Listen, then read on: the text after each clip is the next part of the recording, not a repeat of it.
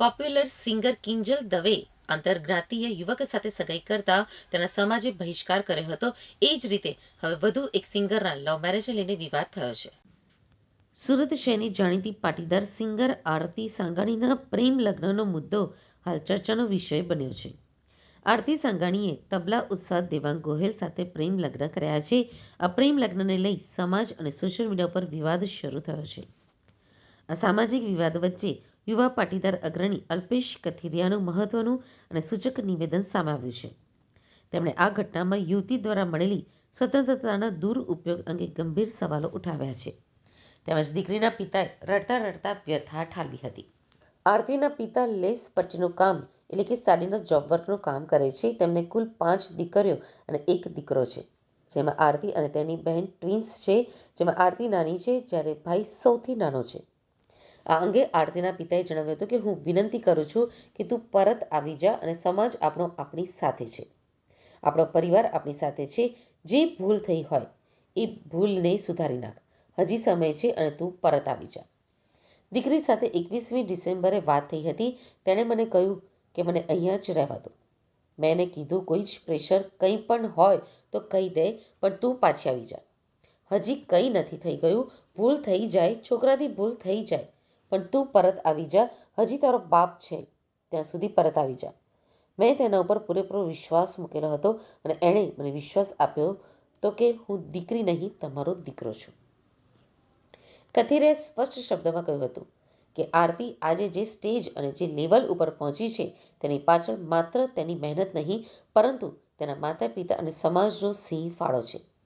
જ્યારે વ્યક્તિ સમાજમાં કોઈ ચોક્કસ હોદ્દા કે સ્થાન ઉપર હોય છે ત્યારે તેના દ્વારા લેવાતા નિર્ણયોની સમાજ ઉપર શું અસર થશે તે વિચારીને પગલું ભરવું જોઈએ. અલ્પેશ કથિરિયાના મતે હાલ જે ઘટના સામે આવી છે તેમાં પાટીદાર દીકરીએ તેને મળેલી સ્વતંત્રતાનો ખોટો ઉપયોગ કર્યો છે. અંતમાં અલ્પેશ કથિરિયાએ પ્રેમ લગ્નમાં માતા પિતાની સહીના કાયદાની હિમાયત પણ કરી હતી. તેમણે કહ્યું હતું કે આવા કિસ્સાઓને કારણે જ પાટીદાર સમાજ સહિત 18 વર્ણના સમાજો સરકાર પાસે પ્રેમ લગ્નમાં માતા પિતાની સંમતિ ફરજિયાત બનાવતા કાયદાની માંગ કરી રહ્યા છે. આ ઘટનાએ ફરી એકવાર સાબિત કર્યું છે કે સામાજિક વ્યવસ્થા જાળવવા માટે આ કાયદો કેટલો જરૂરી છે. એક યુવાન તરીકે મેં પણ આ બધો સમય વિતાવ્યો છે. યુવાન વયમાં જે પ્રકારે સમાજની અંદર આ બધી પ્રવૃત્તિ ઘટી રહી છે, સમગ્ર ગુજરાતના 18 સમાજ આ બાબતે સરકારશ્રીને પણ વિનંતી કરી છે કે કાયદામાં પણ નાના મોટા ફેરફારો થાય અને મેરેજ રજિસ્ટ્રેશનની જે બાબત છે એમાં પણ ફેરફાર થાય. ગત અઠવાડિયે જ કેબિનેટે બાબતે પણ જાહેરાત કરી છે. અત્યારે જે ચર્ચાતા વિષયમાં સોશિયલ મીડિયામાં જે મીમ્સ બની રહ્યા છે, જે કોમેન્ટો થઈ રહી છે અને ચર્ચાતો મુદ્દો છે, સ્વાભાવિક છે, એક શરમજનક બાબત છે કે સમાજે જેને સ્વીકૃતિ આપી હોય, પરિવારે એને મહત્વ આપ્યું હોય અને જે માતા પિતા અને પરિવારે તમને આખી રાત બહાર રહેવા માટે સ્વતંત્રતા આપી છે, અને જ્યારે આવી ઘટના આવતી હોય છે ત્યારે સૌથી પહેલાં પરિવાર ચિંતામાં મુકાય છે. આજે એમના માતા પિતા, એમના કાકા, એમના ભાઈઓ, બહેન, પરિવાર એ ખૂબ શરમજનક પરિસ્થિતિ અનુભવે છે અને ચિંતામાં છે.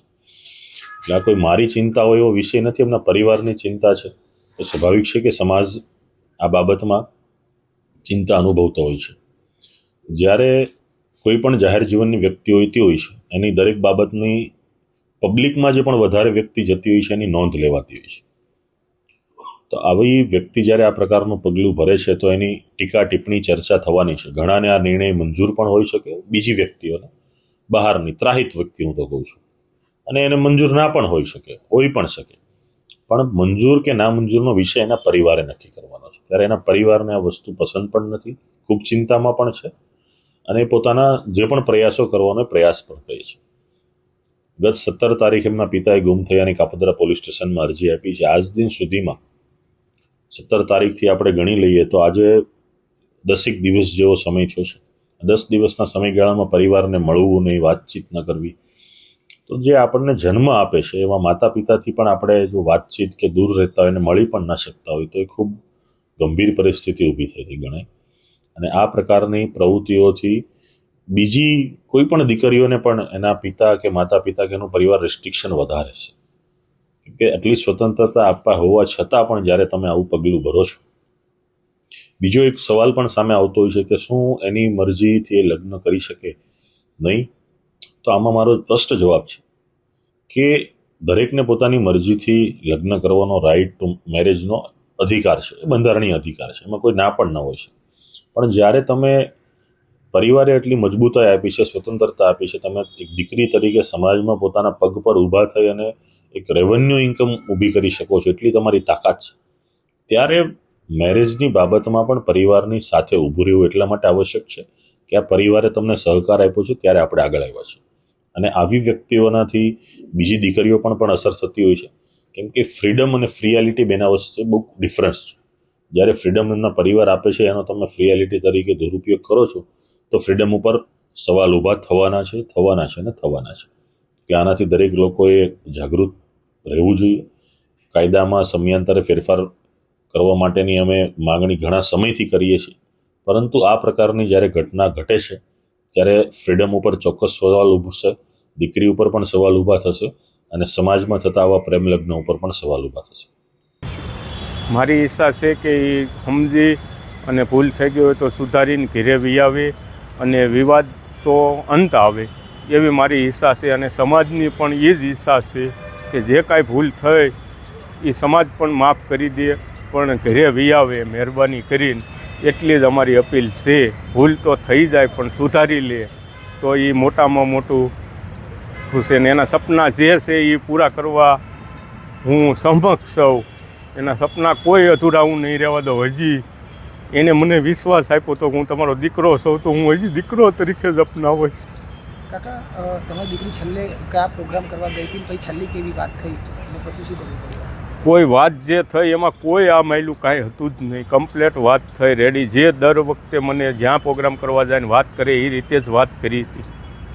ક્યાં ગઈ હતી છેલ્લે પ્રોગ્રામ કરવા? પછી શું થયું? છેલ્લી વાત શું થઈ?